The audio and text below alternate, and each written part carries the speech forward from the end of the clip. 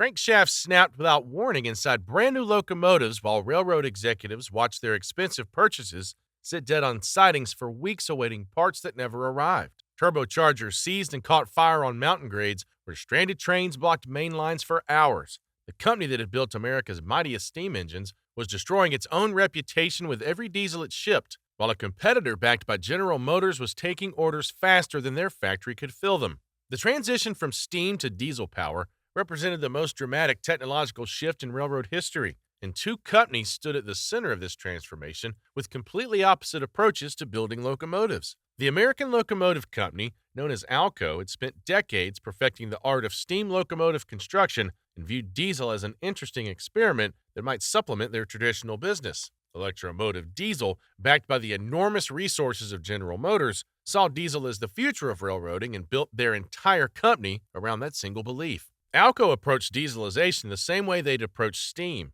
designing custom locomotives tailored to specific railroad needs and emphasizing raw engineering power over ease of maintenance. Their engineers worked closely with railroad operating officials who appreciated having machines designed specifically for their routes and traffic patterns.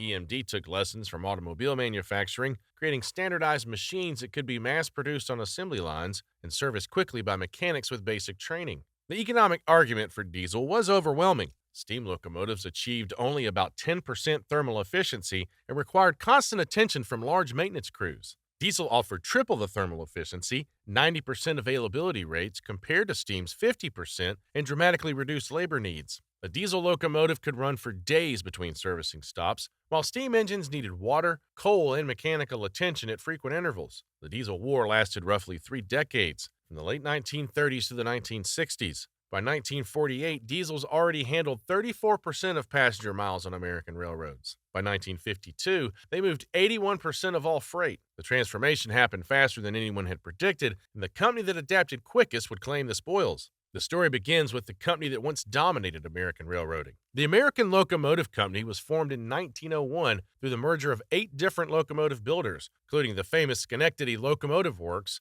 By the 1940s, they'd produced over 75,000 steam locomotives that powered railroads across the continent. ALCO built legendary machines like the massive 4884 Big Boy for Union Pacific and the elegant 464 Hudson for the New York Central, engines that represented the absolute peak of steam technology. This dominance in steam created a corporate culture that valued heavy industry, traditional engineering, and custom designs. The company took pride in building machines that were works of industrial art. Railroad operating officials loved working with ALCO engineers who would design locomotives specifically for their unique requirements, and these relationships had sustained ALCO through decades of profitable business. When diesel technology began showing promise in the 1920s, ALCO experimented with it but never fully committed. The company partnered with General Electric and Ingersoll Rand to build the first commercial diesel-electric switcher in 1924 for the Central Railroad of New Jersey, proving that diesel could work in railroad applications. But ALCO's leadership viewed this new technology as a supplement to steam rather than a replacement. Company president William Dickerman expressed this attitude clearly in 1938 when he downplayed diesel's potential and insisted that steam would remain the backbone of American railroading for decades to come. The company suffered from leadership instability during critical years, with no chairman from 1933 to 1940,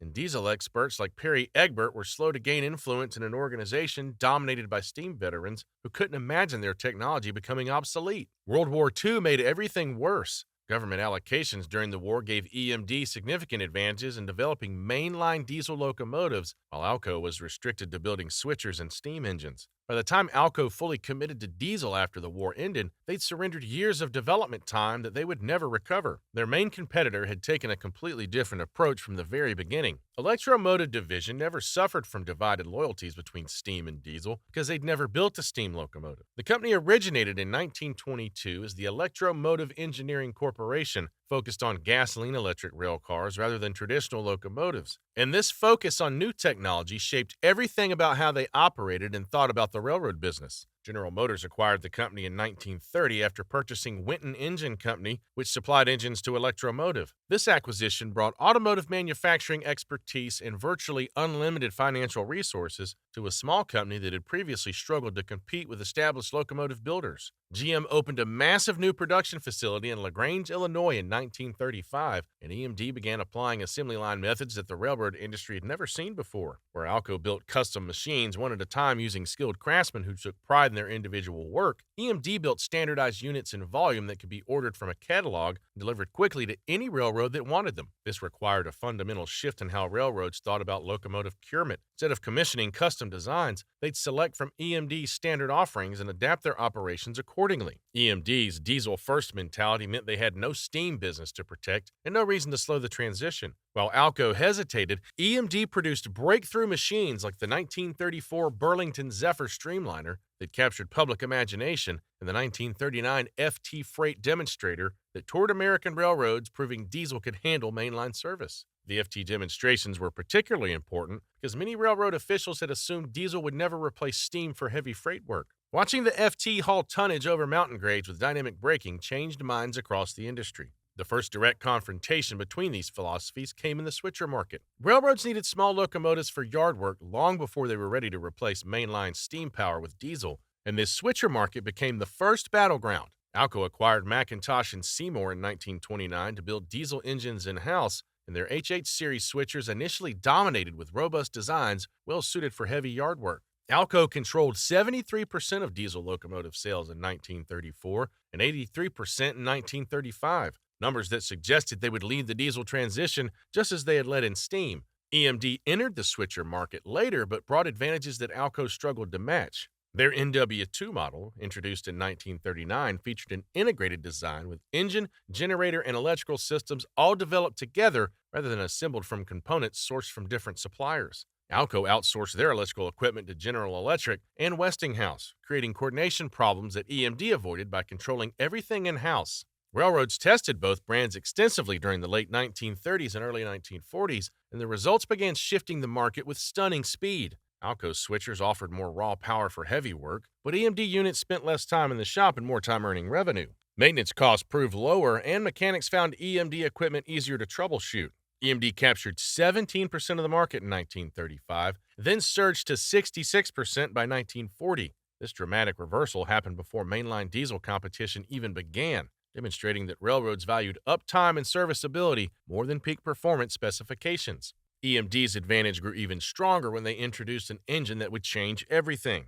EMD introduced the Model 567 engine in 1938, and this power plant would prove to be the most important diesel locomotive engine ever built. The name came from the displacement of each cylinder in cubic inches, and the design emphasized simplicity above all other considerations. It was a two-stroke, uniflow scavenged engine with a welded frame, available in configurations ranging from V6 to V16, depending on the power output required. The two-stroke configuration meant fewer moving parts and simpler construction compared to four-stroke alternatives. Where four-stroke engines required complex valve trains and timing systems, the 567 used a straightforward design that mechanics could understand quickly. High-speed operation up to 900 RPM extracted maximum power from each cylinder. The welded frame construction allowed for faster production than traditional casting methods. EMD's most important innovation was the power assembly concept. Instead of requiring mechanics to disassemble entire engines for major repairs, the 567 allowed technicians to remove and replace complete cylinder assemblies in under an hour. A railroad could swap out a worn unit, install a rebuilt replacement, and have the locomotive back in service the same day rather than waiting weeks for traditional overhaul work that required skilled machinists. The 567 powered the E units for passenger service starting in 1937 and the legendary F units for freight service starting in 1939. EMD continued developing the engine throughout the following decades, increasing output from 600 horsepower in early variants to 2,500 horsepower by the 1960s, while maintaining the fundamental architecture that made servicing straightforward. Over 7,600 F7 locomotives alone were eventually built, and each one powered by the engine that had changed the industry. ALCO responded with an ambitious engine design that promised to leap ahead of EMD in a single bound. ALCO knew they needed something special to catch EMD, and they bet heavily on the Model 244 engine, introduced in 1945. This was a four-stroke, turbocharged design available in V12 and V16 configurations, promising higher fuel efficiency and more power than EMD's two-stroke engines could deliver. The four-stroke approach burned fuel more completely and theoretically put less stress on internal components during each power stroke. The turbocharger boosted output to between 1,000 and 2,000 horsepower without requiring a larger engine block. The 244 powered ALCO's most important post-war locomotives, including the FA freight cab units and the strikingly beautiful PA passenger locomotives that featured streamlined styling, making EMD's machines look plain by comparison. General Electric provided electrical equipment that had promised excellent performance in high-speed passenger service, and ALCO believed they'd created a combination that would restore their competitive position. Railroads welcomed ALCO's return to competitiveness. The Santa Fe, New York Central, Pennsylvania Railroad, and other major carriers placed substantial orders for FA and PA units, hoping they'd found an alternative supplier capable of challenging EMD's growing dominance. The specifications looked impressive, and ALCO's reputation from the steam era still carried weight with railroad officials who remembered decades of excellent service. The problem was that World War II had limited ALCO's ability to test the 244 thoroughly before rushing it into production. The company shipped locomotives to eager customers before working out all the problems that extensive testing would have revealed. ALCO gambled that field experience would help them refine the design quickly, assuming that minor issues could be addressed through running changes in service bulletins. The gamble proved catastrophic when the 244 reached regular service. The Model 244 engine began failing almost immediately after ALCO locomotives entered revenue service. Crankshafts cracked under stress that the engine should have handled easily, particularly in the V16 variant used in the PA passenger locomotives. These failures stranded locomotives on main lines and blocked traffic for hours while crews waited for rescue power to arrive. Overheating plagued the turbochargers that were supposed to give the 244 its competitive advantage. Early units used air-cooled turbochargers that seized regularly under the sustained demands of mainline operation. ALCO eventually switched to water-cooled units, but problems continued at rates that made railroads question their purchasing decisions. Locomotives that should have been earning revenue spent weeks sitting in shops waiting for repairs. Oil leaks compounded the mechanical problems as fuel pumps failed and diluted the lubricating oil, protecting internal engine components. Mechanics who opened 244 engines for repair found damages that shouldn't have occurred in equipment with so few operating hours. Lube oil dilution meant that even engines running within normal parameters were wearing out faster than their designers had intended. The New Haven Railroad reported ALCO units sidelined for weeks at a time, while their EMD locomotives ran continuously without significant problems. EMD equipment routinely achieved 90% availability, meaning locomotives were ready for service 90% of the time. ALCO units struggled to reach 70%, meaning railroads needed substantially more ALCO locomotives to move the same amount of freight that fewer EMD units could handle. The damage to ALCO's reputation proved almost impossible to repair. Railroads that had trusted ALCO with major locomotive orders began canceling future purchases as the 244 failures mounted. The Missouri Pacific Railroad halted orders after their early ALCO units proved troublesome, citing excessive downtime and repair costs. Word spread quickly through an industry where railroad officials talked constantly to their counterparts at other companies about equipment performance. Mechanics who worked on ALCO equipment grew frustrated with designs that prioritized engineering cleverness over practical serviceability. Parts that should have been readily available took weeks to obtain because ALCO's supply network couldn't match what EMD had built. Diagnosing problems required specialized knowledge that many railroad shops simply didn't possess, while EMD equipment could be troubleshot by any competent diesel mechanic. Purchasing departments shifted decisively because their job was to minimize total ownership costs rather than to support any particular manufacturer. Even if ALCO locomotives cost less to purchase initially, the higher maintenance costs and lower availability rates made them more expensive over their operating lifetimes. The financial case for EMD became overwhelming. ALCO's market share collapsed from 26% in 1946 to under 12% by the late 1950s, eventually falling to just 2.6% by 1968. Financial returns reflected the decline starkly. EMD earned 55% annual returns between 1946 and 1959. ALCO managed just 2% during the same period, leaving them unable to invest in the improvements that might have turned their situation around. EMD used this opportunity to expand across every segment of the locomotive market.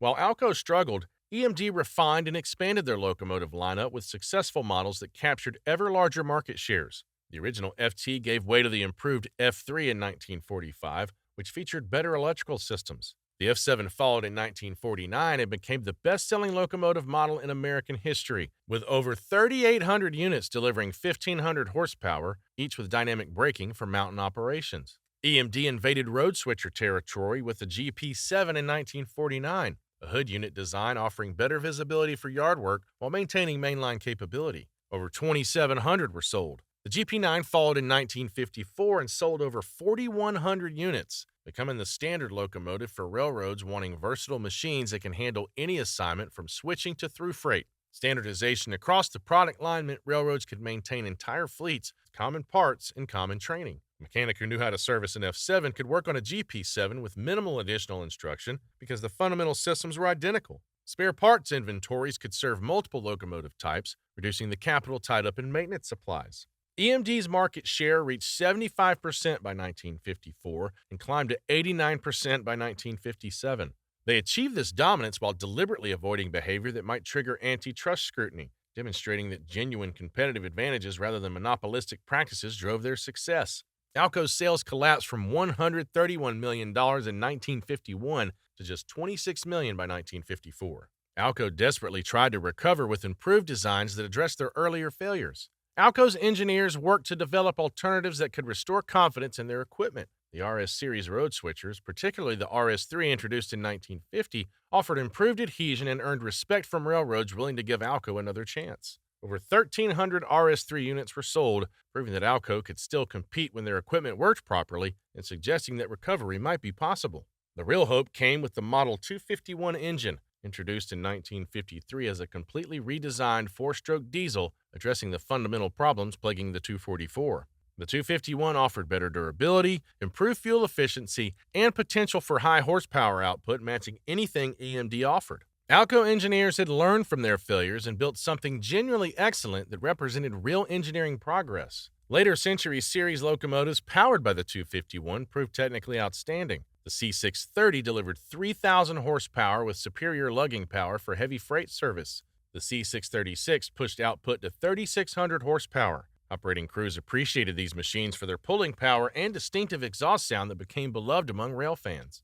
But by the time ALCO had reliable engines to sell, railroads had already built their entire maintenance operations around EMD designs. Switching to ALCO would require retraining mechanics, stocking different parts, and taking risks on a manufacturer that had already disappointed them. The Century locomotives were technically excellent but commercially unsuccessful because the market had already chosen sides. EMD had built advantages extending far beyond their locomotives themselves. EMD's dominance rested on an ecosystem of support that no competitor could match. The company maintained parts inventories worth $39 million by 1949, ensuring railroads could obtain replacement components quickly rather than waiting weeks for special orders. When a locomotive needed repair, the parts were available immediately from regional distribution centers. Training gave EMD another crucial advantage. By 1944, over 35,000 railroad employees had received instruction in EMD locomotive maintenance through programs the company provided at no additional cost. These trained mechanics could diagnose problems quickly and perform repairs efficiently using standardized procedures working across the entire EMD product line. EMD employed 120 field instructors and service representatives by the late 1940s compared to just 14 salesmen, demonstrating where priorities lay. These field personnel helped railroads solve problems, provided technical guidance, and ensured that EMD equipment performed well in actual service. They built relationships that made railroad officials reluctant to consider competitors. EMD also targeted railroad finance executives with demonstrations showing total cost savings from diesel conversion, and they offered financing arrangements making purchasing easier. This approach bypassed the operating officials who had traditionally made locomotive decisions and built relationships with ALCO over decades of steam business. Switching brands meant abandoning investments in training, parts inventories, and procedures that had taken years to develop. The costs of changing were certain while the benefits were speculative at best. ALCO found itself caught in a death spiral with no clear escape. Every year of falling sales meant less money available for engineering improvements, which meant less competitive products, which meant further sales decline. ALCO couldn't invest in catching up because they couldn't generate the revenue that investment required. The company renamed itself ALCO Products in 1955 as locomotives dropped to just 20% of business,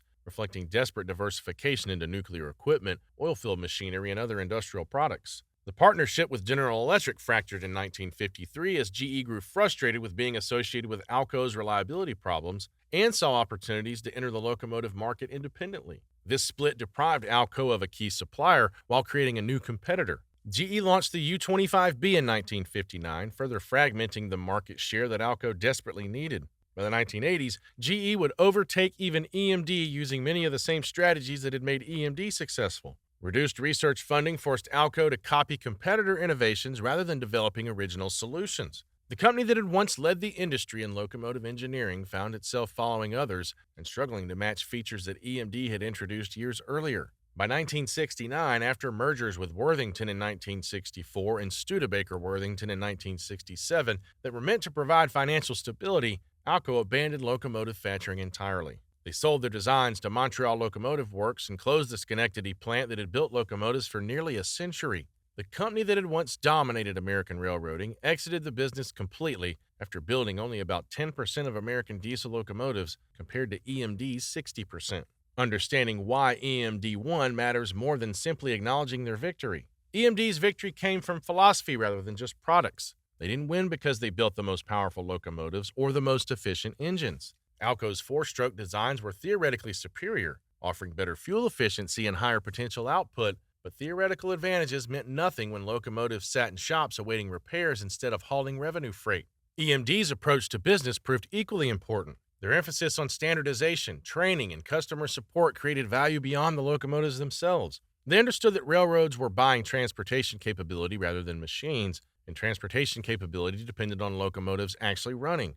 The diesel war demonstrated that industrial competition rewards companies understanding what customers actually need rather than what engineers believe they should want. ALCO built locomotives for railroad operating officials who appreciated custom designs and engineering excellence. EMD built locomotives for finance executives who cared about total ownership costs and uptime percentages. The finance executives controlled the purchasing decisions. ALCO built fascinating machines that pushed the boundaries of diesel technology and earned the genuine respect of engineers who appreciated their sophistication. EMD built machines that earned revenue day after day without drama or surprises. In an industry where every hour of downtime meant lost revenue, predictability proved more valuable than brilliance. Both companies left legacies that endure to this day. ALCO locomotives continue to fascinate rail fans decades after the company stopped building them. The distinctive exhaust smoke from four-stroke engines, the powerful sound of ALCO prime movers working hard, and the rugged appearance of ALCO road switchers attract enthusiasts who seek out surviving examples on short lines and tourist railroads across North America.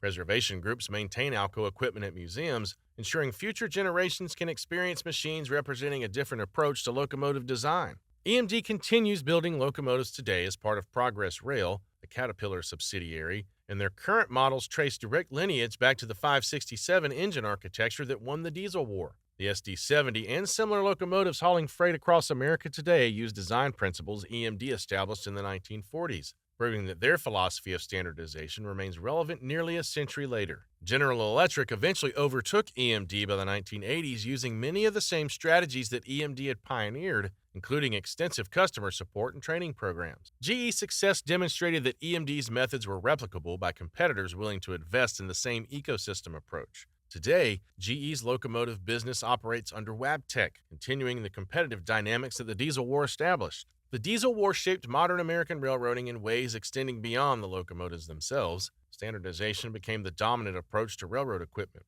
Manufacturers learned that customer support and training mattered as much as product quality. The transformation from custom engineering to mass production that EMD pioneered became the model for the entire industry. ALCO built some of the most fascinating diesel engines ever made, machines that earned respect through sheer mechanical achievement. EMD built the locomotives that railroads trusted with their businesses. In the diesel age, trust was everything. The diesel war between ALCO and EMD proved that engineering excellence means nothing without the support ecosystem that customers actually need. ALCO's brilliant designs couldn't overcome EMD's practical simplicity and service network. The company that understood what railroads truly required survived, while the one that didn't disappeared forever. Hit that like button and subscribe for more railroad history.